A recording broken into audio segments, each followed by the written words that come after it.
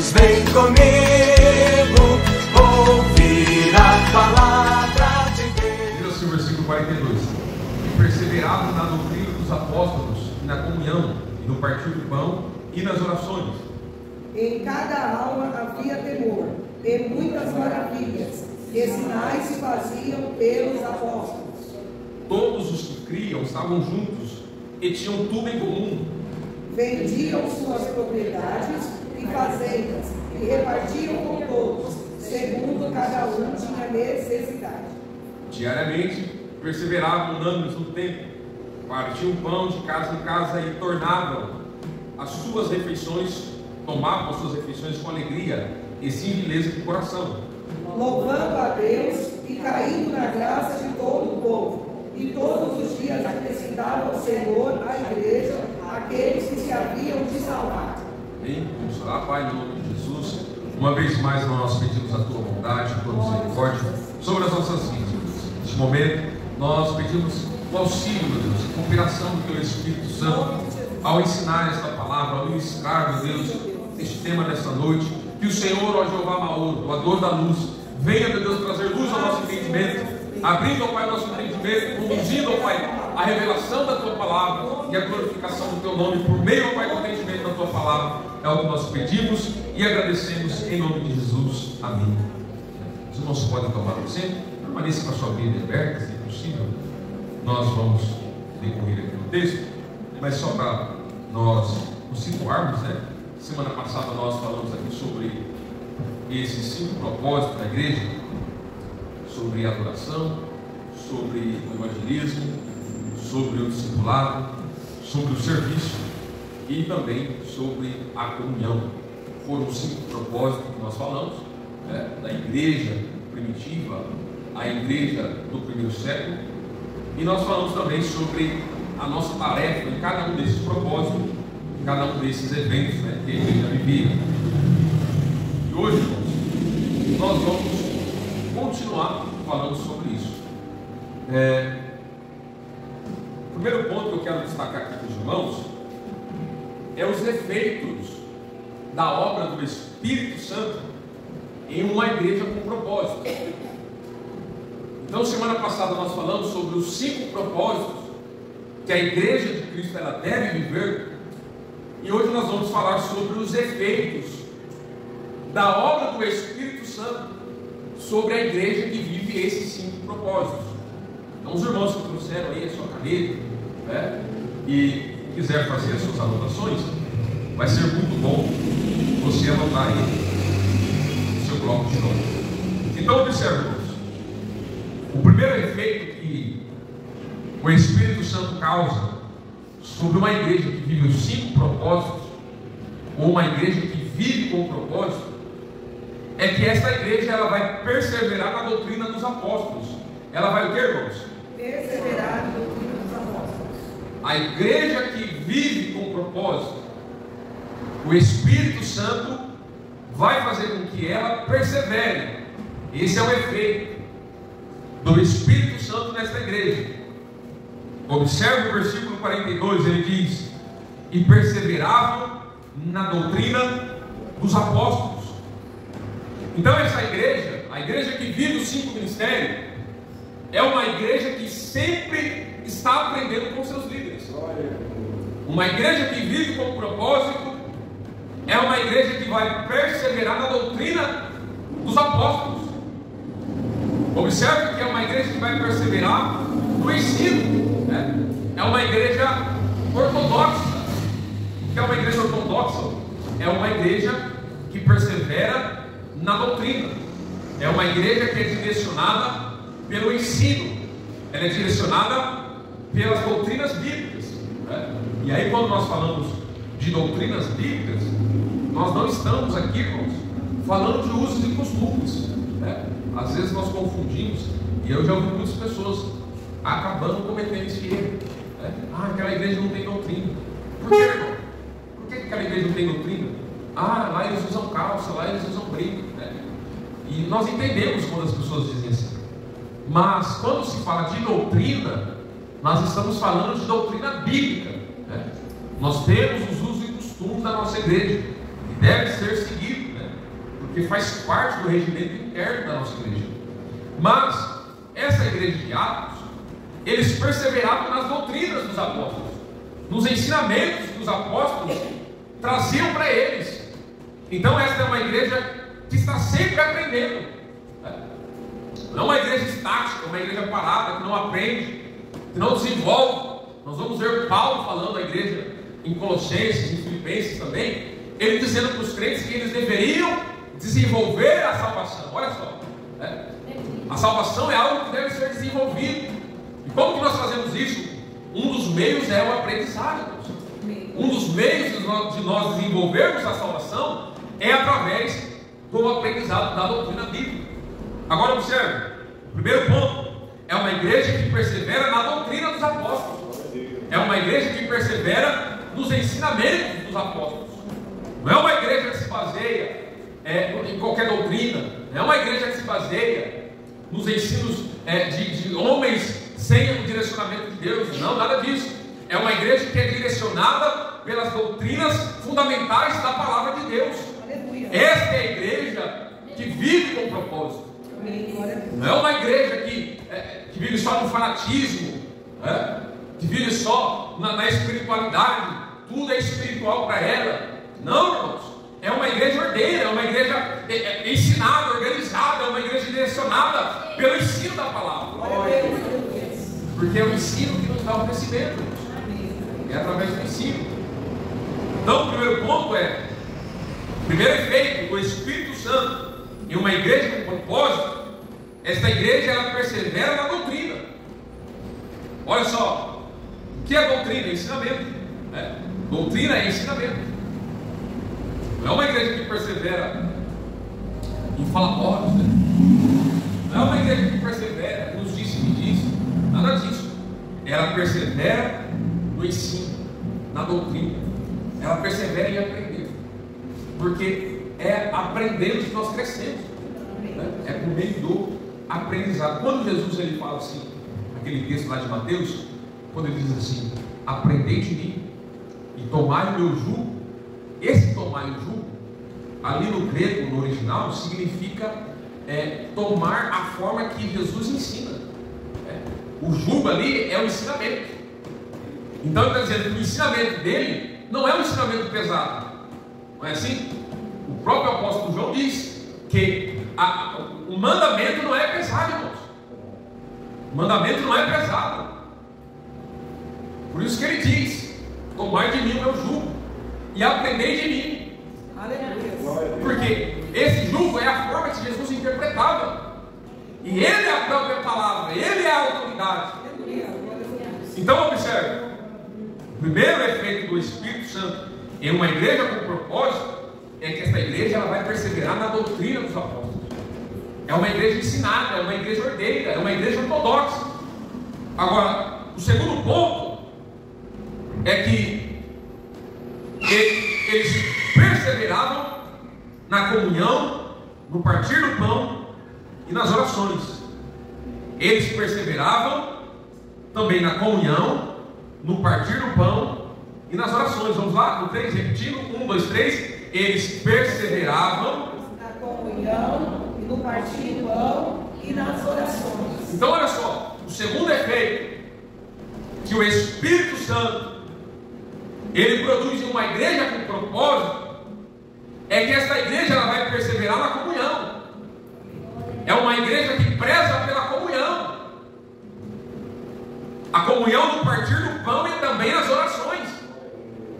Ela não é uma igreja onde só tem comunhão, só tem festa, só tem comunhão naquela igreja. Mas em oração, eles não gostam muito de orar não. Mas observe, essa igreja que tem propósito é uma igreja que persevera na comunhão, no partir do pão e nas orações.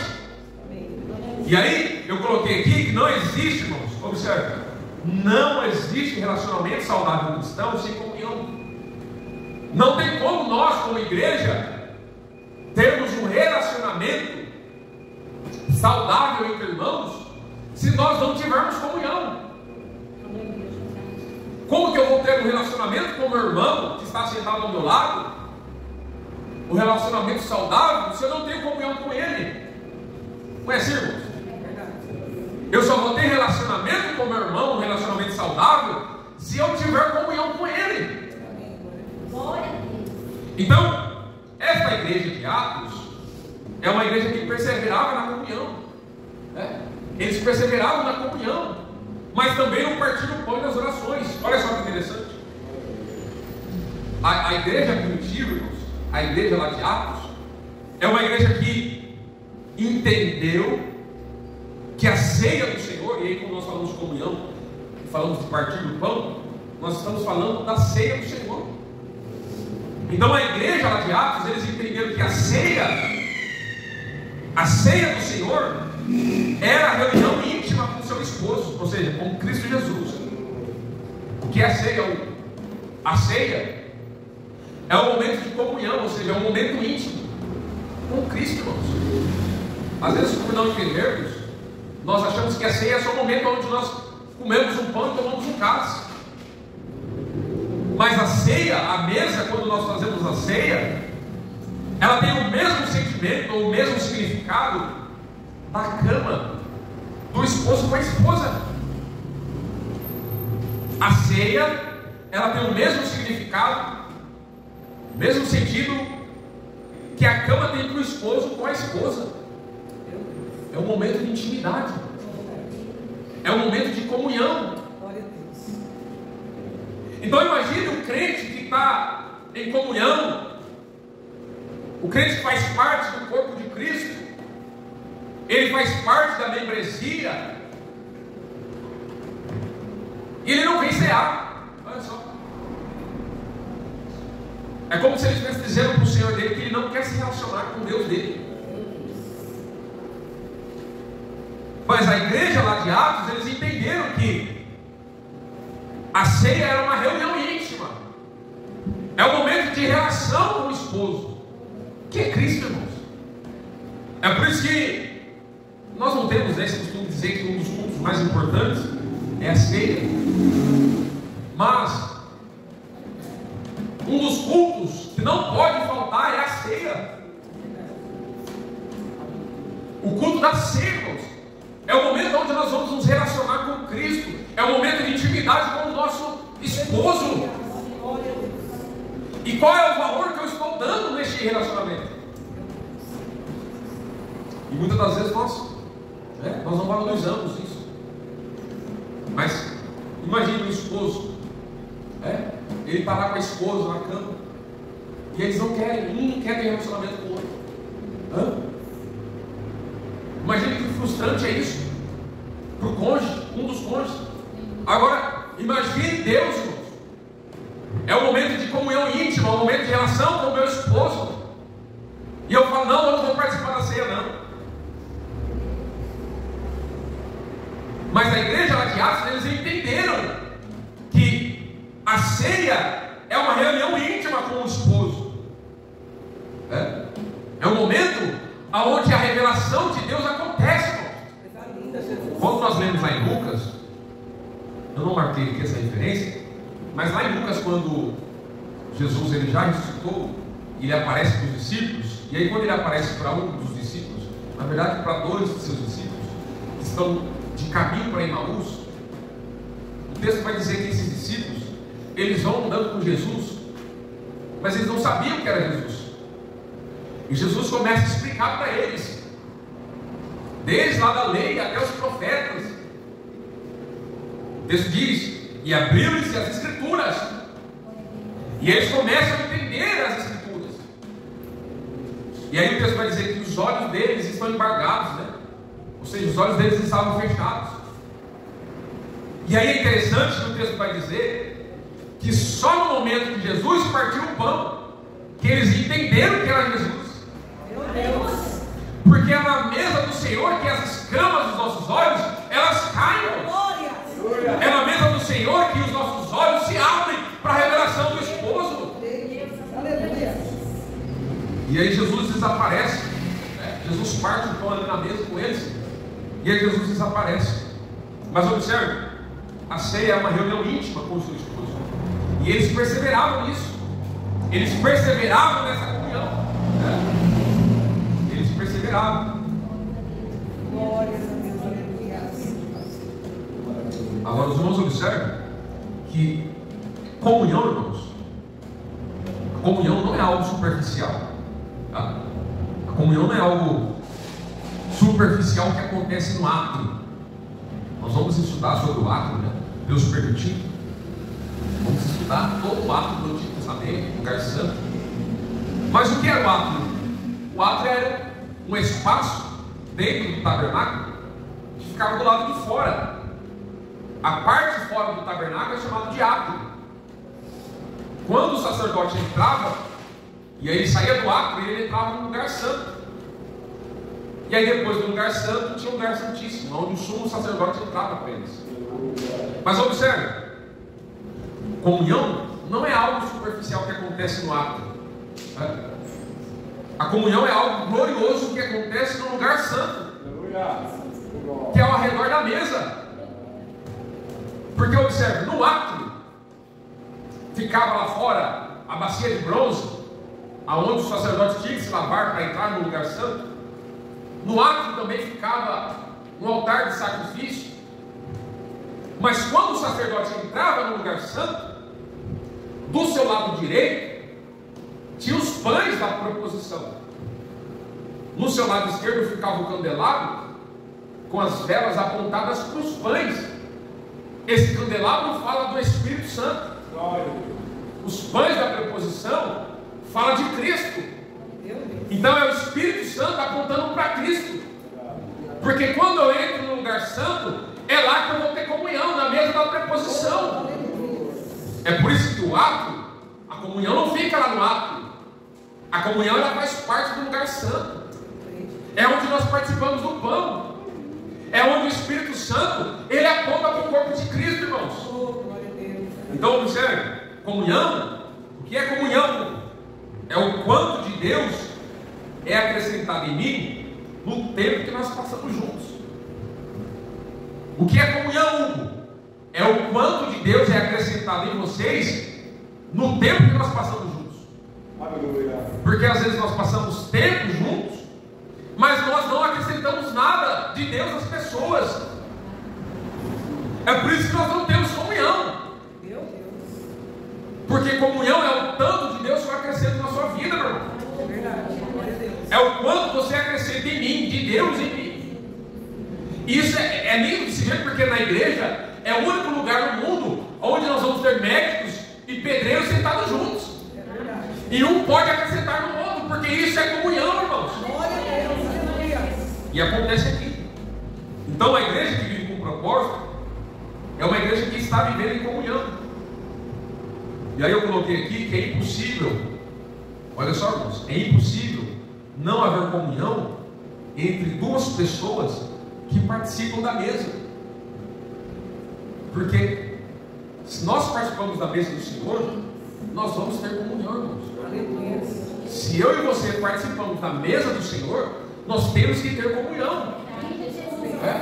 É impossível dois participarem da mesma mesa. Por exemplo, eu sei que conforme vai passando o tempo, muitas famílias vão perdendo, né, esse costume, esse hábito. E eu já ouvi, né? Eu já vi isso. Nós estávamos fazendo uma refeição lá em casa, tinha uma visita, e aí a visita falou: nossa, vocês fazem as refeições na mesa? Eu dei até risada, mas eu entendi ela, porque as pessoas estão perdendo esse momento. O filho pega o prato e vai almoçar na frente da televisão. A filha pega o prato e vai lá no quarto falar com o namorado, almoçando e no celular. Não é assim? E aí quando sobram os pais, o esposo e a esposa, eles estão lá falando mal de alguém. Meu Deus. Mas quando nós participamos da mesa, a mesa é um lugar de comunhão. Glória a Deus. Aleluia. Como que está a tua mesa? Como que está a minha mesa? Será que nós somos canibais espirituais? Eu digo isso para minha esposa. Porque às vezes na hora que a família senta lá para almoçar ou para jantar, eles começam a falar de todo mundo. Estão almoçando e jantando e comendo a pessoa que está falando ali. E a comunhão, irmãos? Mas graças a Deus, Deus que o Senhor tem nos ensinado. Porque a nossa mesa é um lugar de comunhão. Agora observe. Eles também perseveravam nas orações, não é assim? Lá no versículo 42. Eles perseveravam nas orações. Olha só. A igreja que ora, ela tem poder, irmãos. A igreja que ora é uma igreja que enche as taças proféticas que estão diante dos 24 anciões. Vamos ler Apocalipse capítulo 5, versículo 8. Vamos ler todos juntos. Apocalipse capítulo 5, versículo 8.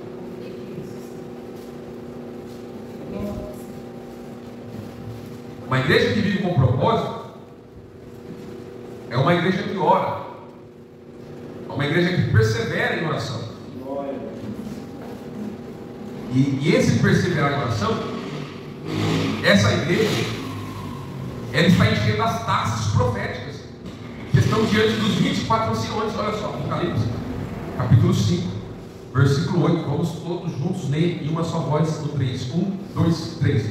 E havendo tomado o livro, os 4 animais e os 24 anciãos prostraram-se diante do Cordeiro, tendo todos eles harpas e salvas de ouro, cheias de incenso, que são as orações dos santos. Meu Deus!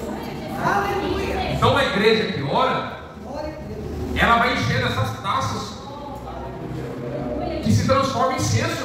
Aleluia, glória a Deus. É por isso que nós temos que ter uma vida de oração. É por isso que a igreja de Atos, eles viveram grandes milagres. Porque eles estavam perseverando em orações. E essas taças eram cheias. Elas iam enchendo, né, ali. As orações que são é o incenso diante de Deus. E aí, quando uma taça ela enche, aquele ancião ali que está ali diante do trono, ele derrama essa taça diante do incensário, diante de Deus. E aí as orações que estão ali, elas são queimadas nesse incensário e sobe diante de Deus.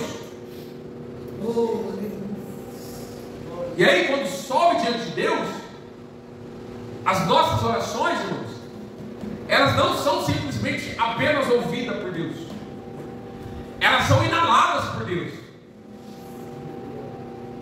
As nossas orações, eu vou repetir, elas não são simplesmente ouvidas por Deus, as nossas orações são inaladas por Deus. Deixa eu te dizer algo, a tua oração está dentro de Deus, irmão. E no tempo certo Ele vai te responder. As orações. Agora observe. A igreja que vive nesse propósito, uma igreja que vive com 5 propósitos, e nessa perseverança da oração, é a igreja que move o trono de Deus. É a igreja que move o trono de Deus. A igreja que ora é uma igreja que faz o trono de Deus se mover, irmãos. Esse é o poder da oração e da adoração. Isso é interessante. Agora observe. O segundo ponto é que o texto vai dizer, versículo de número 43. Vamos ler todos juntos, versículo 43. Atos, capítulo de número 2, versículo 43. Nós aqui estamos falando, irmãos, de uma igreja com propósito. E os efeitos que esta igreja tem por meio do Espírito Santo. Então nós já aprendemos que o primeiro efeito é que eles perseveravam na doutrina dos apóstolos. O segundo efeito é que eles perseveravam na comunhão, no partir do pão e nas orações. E agora nós temos aqui o terceiro efeito. Vamos ler versículo 43, todos juntos. 1, 2, 3. Havia temor, e muitas maravilhas e sinais se faziam pelos apóstolos. Então, o terceiro efeito dessa igreja viver com propósito, o terceiro efeito do Espírito Santo sobre uma igreja com propósito, é o temor do Senhor. Olha só, a igreja que vive com propósito é uma igreja que teme a Deus. temor ao Senhor, Jeová, é o princípio da sabedoria. Glória a Deus. E aí, quando nós tememos a Deus, nós vamos servir a Deus com os nossos bens. E isso é um aprendizado para quem quer viver o temor do Senhor Jeová. Vamos ler Deuteronômio, o quinto livro lá do Pentateuco, Deuteronômio, capítulo de número 14. Eu gostaria que um dos irmãos desse se colocasse em pé nesse, ou uma das irmãs, Deuteronômio 14, versículo 23. Por gentileza. E perante o Senhor teu Deus, no lugar que escolher para lhe fazer habitar o seu nome, comerás os dízimos do teu cereal, do teu azeite, e os primogênitos das tuas vacas e das tuas ovelhas, para que aprendas a temer ao Senhor teu Deus todos os dias. Olha só, então observe, Deus está dando uma instrução para Moisés, e a instrução aqui é com respeito ao dízimo. Ele está dizendo: e diante do Senhor seu Deus, no lugar que Ele escolheu para lhe fazer habitar o seu nome, vocês comerão os dízimos do cereal, do vinho, do azeite e os primogênitos das suas vacas e das ovelhas. Aí ele diz assim: façam isso para que aprendam a temer ao Senhor. Então, quando eu dou o dízimo, eu não dou o dízimo para ser abençoado, eu dou o dízimo para aprender a temer ao Senhor. Aleluia. Volta lá para Atos, veja se não é isso que acontecia. Glória a Deus. O versículo 44 diz assim, Atos 2,44: todos os crentes viviam unidos e tinham todas as coisas em comum, pois vendiam as suas posses e propriedades e repartiam entre todos, segundo a necessidade de cada um. Então, quando eles ofertavam e dizimavam, eles faziam para aprender a temer a Deus. Então, aquele que quer aprender a temer a Deus, ele precisa ser um dizimista, né? A palavra está nos ensinando. Nós não damos o dízimo para receber bênçãos, ainda que isso vai acontecer. Ele diz amém. Amém. Mas a maior bênção do dízimo é aprender a temer a Deus. Eu não sei se os irmãos sabem, mas o pecado de Lúcifer, o que levou ele a pecar, foi porque ele perdeu o temor. É por isso que na Isaías capítulo de número 11, quando Deus fala sobre os seus 7 espíritos, e aí Jesus poderia atuar naqueles 7 espíritos: espírito de fortaleza, espírito de sabedoria, todos os 7 espíritos. Vamos ver o texto, é melhor para os irmãos entenderem. Isaías capítulo 11, olha só.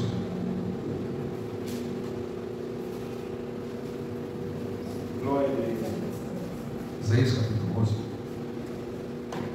que está falando de Jesus. Isaías capítulo 11, a partir do primeiro versículo, falando para os irmãos sobre o temor do Senhor. E como é que eu faço para temer a Deus, né? Como é que eu aprendo a temer a Deus? Comece a dizimar. Não para você receber bênção, mas para temer o Senhor. Você para os irmãos aqui do Deuteronômio. Agora, olha só Isaías capítulo 11. O versículo 1 diz assim, falando de Jesus: e sairá o ramo do tronco de Jessé, de onde viria Jesus, e um renovo brotará de suas raízes. Versículo 2: e repousará sobre ele. Sobre quem, irmãos? Vai repousar sobre quem? Sobre o ramo, que é Jesus. Está vendo? Versículo 1: e sairá um ramo do tronco de Jessé. Está falando do ramo, que é Jesus. Um renovo brotará de suas raízes. Aí a continuação do versículo está falando o que é que vai acontecer sobre esse ramo. E repousará sobre ele. Sobre quem? Sobre o ramo. E quem é o ramo? Jesus. Aí ele está falando, e repousará sobre ele o Santo Espírito de Jeová, o Senhor. Aí ele continua: o Espírito de sabedoria, o Espírito de inteligência, o Espírito de conselho, o Espírito de fortaleza, o Espírito de conhecimento, o Espírito de temor do Senhor. Então,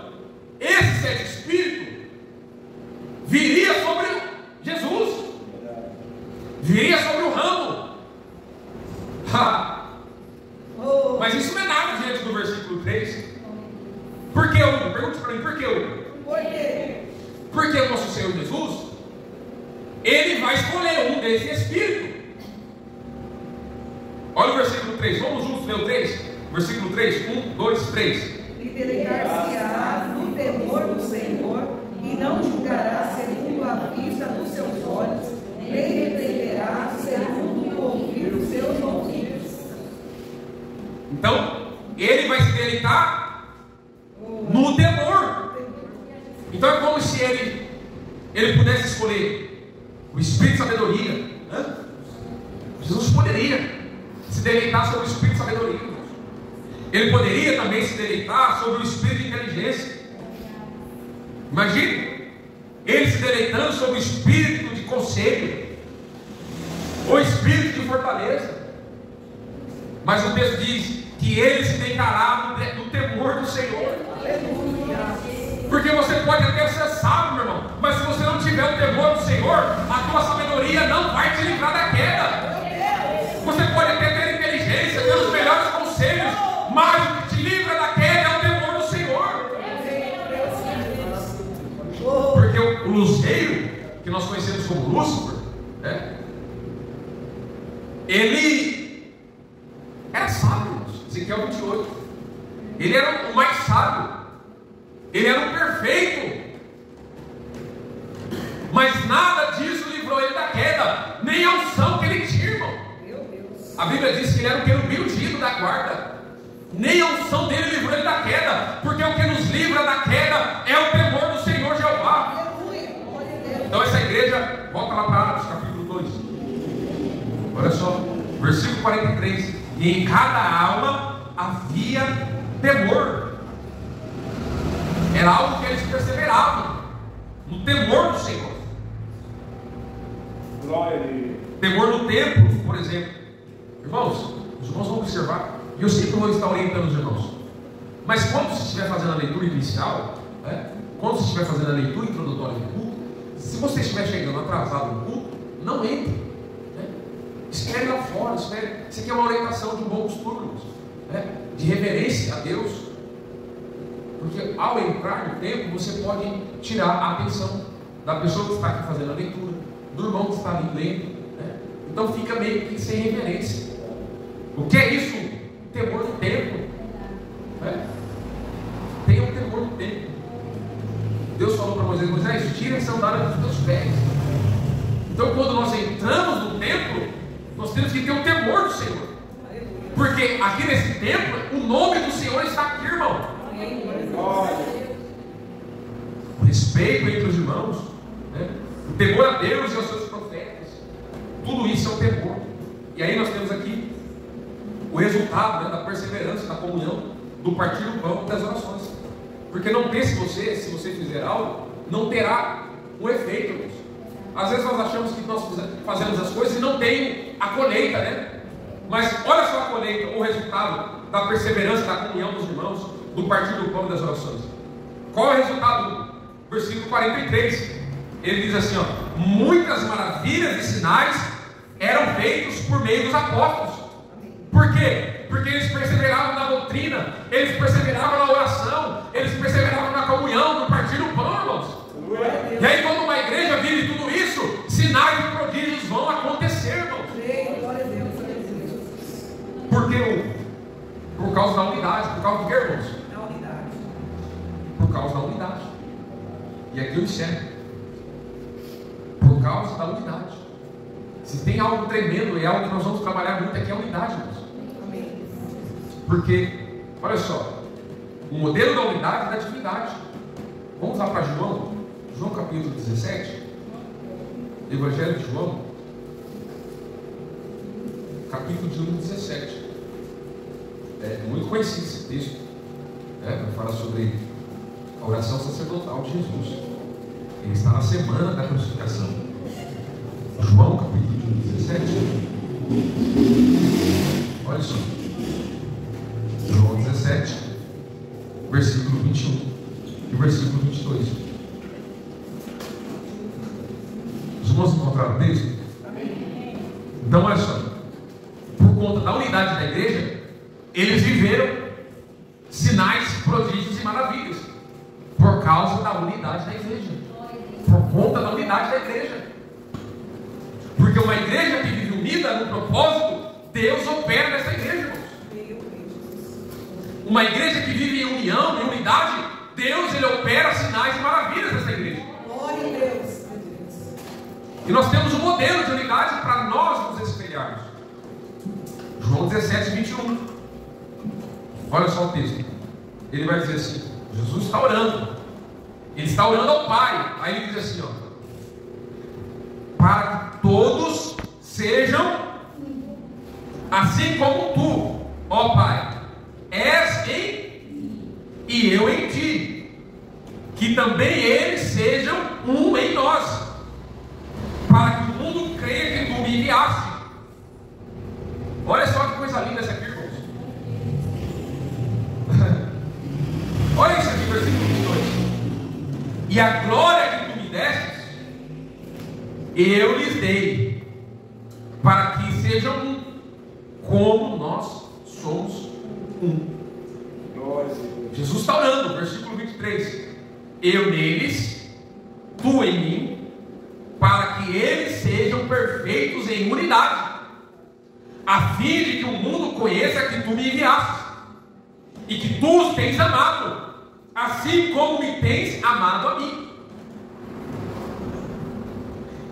Então, através da unidade da igreja, irmãos, não tem quem segura a igreja que vive em unidade. Não tem governo, não tem estado, não tem principado, não tem, irmãos, porque nós estamos vivendo a unidade do corpo de Cristo.